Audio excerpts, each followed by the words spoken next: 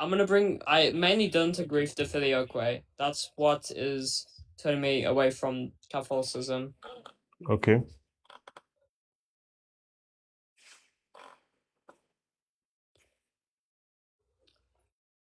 I disagree with the Filioque because John 15:26, as you know, says, "When the Helper comes, whom I will send to you from the Father, the Spirit of truth who proceeds from the Father." And Christ says the Holy Spirit proceeds from the Father, not from the Father and the Son. Did Jesus say that the Holy Spirit does not proceed from the Father?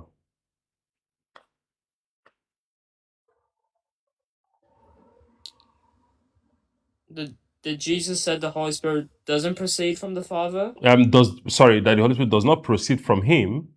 So when he breathes on the apostles, he gives them the Holy Spirit. Does the Holy Spirit proceed from the Son in any sense?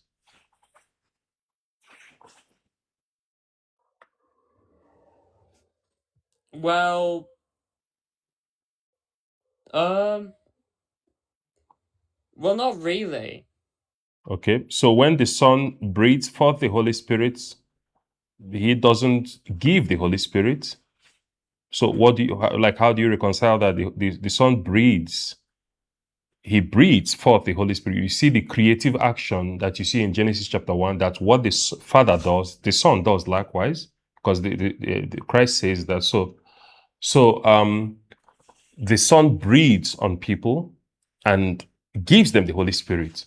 What do you think that is? Like, how do you say that the Holy Spirit does not come from the Son at all in any sense?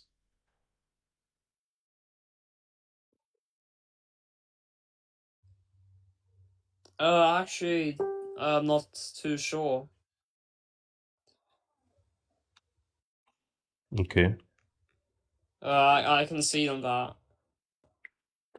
Yeah, so that's what I'm saying. Like if you look very closely, you see that the Holy Spirit does come from the Son too, because obviously the Son wouldn't be giving anyone the Holy Spirit if he didn't have the power to give the Holy Spirit.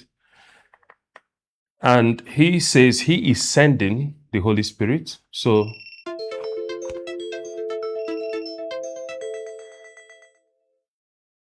hello, Hello. hello, yeah. Sorry, my connection is horrible this evening. I don't know why. So what I'm saying is, you No, it's you all see fine. you see that the Holy Spirit also comes. So he's called the Spirit of the Spirit of Christ, right? So the Holy Spirit is the Spirit of Christ, and the Holy Spirit comes from the Son, because you see the Son giving someone the Holy Spirit. And one of the things that we see, one of the ways that we learn about the inner life of God is from watching the the way the Son acts in the world, the way God acts in the world. We kind of catch a glimpse of the inner life of God from watching the way God acts in the world. So it's not like, so God acts in accord with his nature, with the way he is interiorly. So there is a connection between the external works of God and the interior life of God, right? By which the Father creates, the Son redeems, and the Holy Spirit sanctifies. Those actions say something about the persons themselves, right? So when you see the Son breathing forth the Holy Spirit, it says something about who he is, because if he couldn't at all, he wouldn't be breathing on people and saying, receive the Holy Spirit. So I'm wondering how your church, how you make sense of that passage too, if you say that the Holy Spirit does not proceed from the Son in any sense.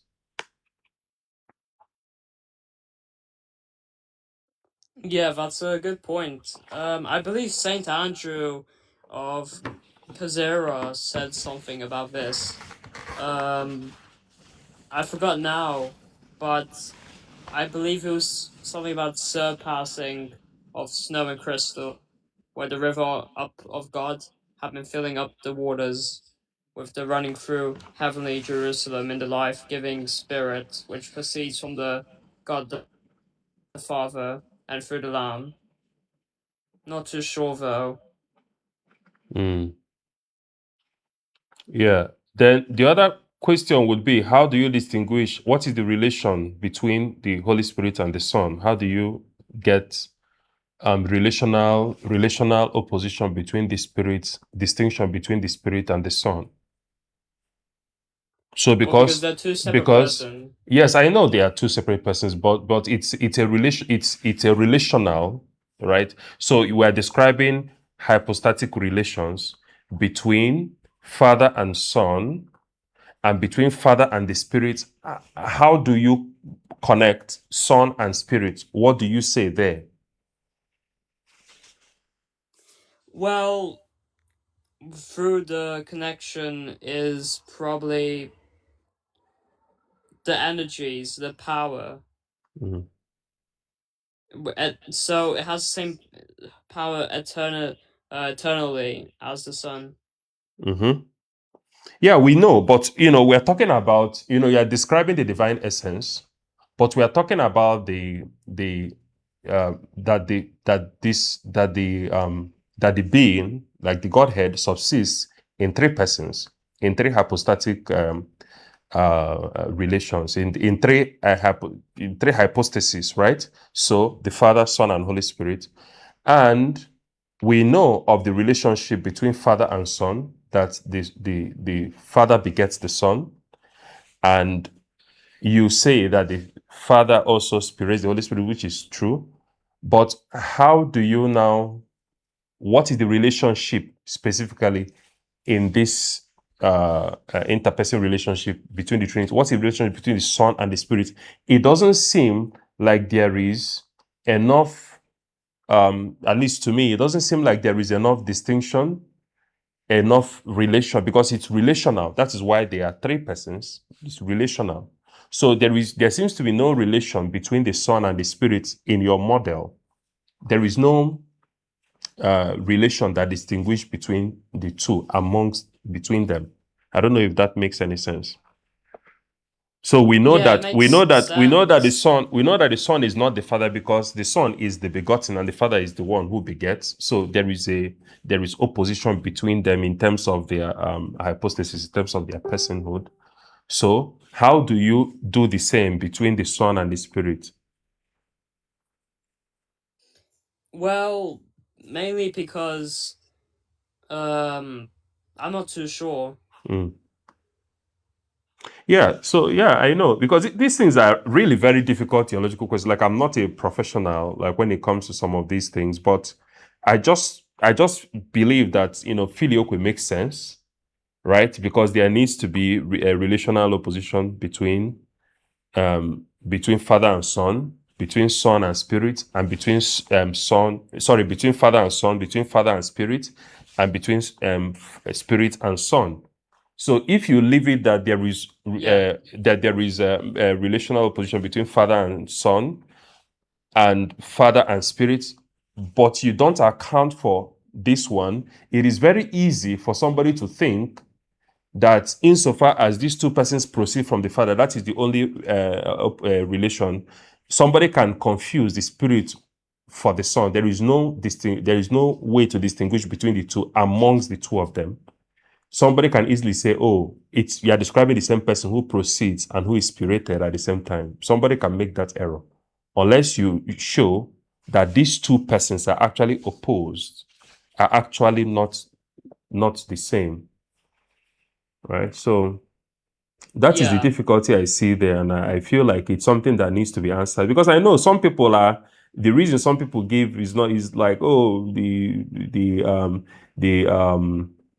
what's it called, the West shouldn't have tampered with the creed and all. Yeah, I get all that, but it's still good to know if the theology makes sense or not, to know if it's good theology or not, right? To know if there is error, Of because course. some Eastern Orthodox people normally come to treat it as if it's some heresy, but I don't see what the problem is. If it's you guys jump the gun on that one, we're not consulting, and I can understand that, but at least we still need to, at some point, discuss, flesh out the what's it called, the theology. You need to know if there is any difficulty, and I personally don't see any difficulty there. And certainly not enough for somebody to say, oh, the Catholic Church is not true, because she got the Filioque wrong. I don't think that would be a reason to say, oh, the Catholic Church is not true. Yeah, I see. Yeah, Mm. I Yeah, agree with you, my friend. I'm inquiring yeah. on Catholicism and trying to learn more about the side, Mm. No, trying it's to see if admirable. I'll convert.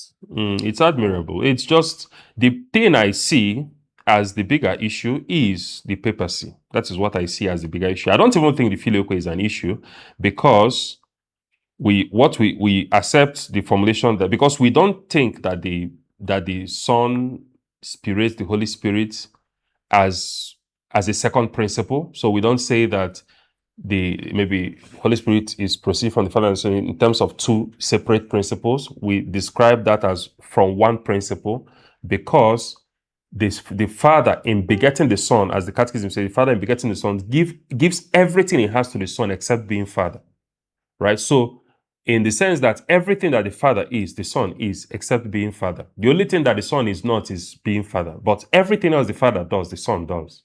Because the Son says that whatever the Father does, the Son does likewise. That whatever he does is what he has learned from the Father, which means that the Father actually gives everything he has in generating the Son, in birthing the Son, gives everything he has. This is, because the Father is the source of the divine essence, all right, the source of divine life, rather. He gives everything he has to the Son. So the only thing that the Son is being Father. So that when the Son and the Father Spirit, the Holy Spirit, it's not as two, it's from one principle. So we can say that the Spirit proceeds from the Father through the Son. That makes perfect sense, right? So it's not like it's two separate things. It's one and the same divine act, right? So that is how we look at it. So maybe that is part of the confusion. If people think that it's from two different sources, yes, that would be a horrible way to look at the procession of the Holy Spirit. Yeah. Right, I learned a lot. I'll read more into it, what the church fathers Mm. say, Yeah. and more into the papers about it. Mm. I'm inquiring. I want to learn more about Yeah. it. But Yeah. thank you, man. You're God bless welcome. you. You're welcome, my brother. Take Anytime. care. Yeah. So my network is rather unstable today. My internet is really unstable.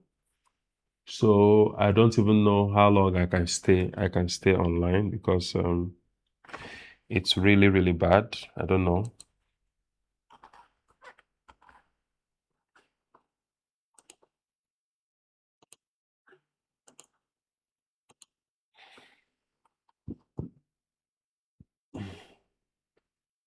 Yeah, the internet is so poor. Mm.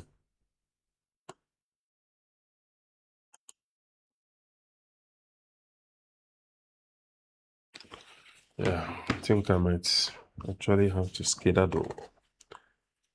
I think I might. Uh,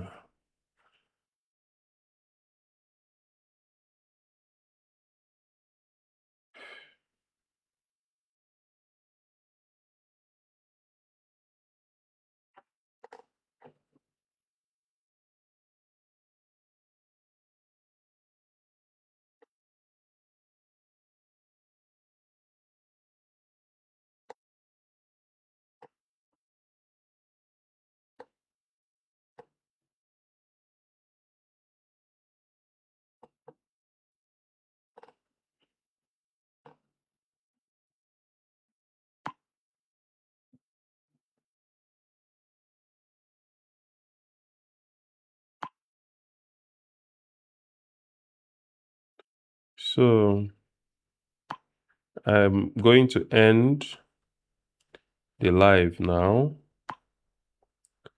because my internet is unbearable. So hopefully Hopefully I can do this again later. Thank you, everyone. God bless.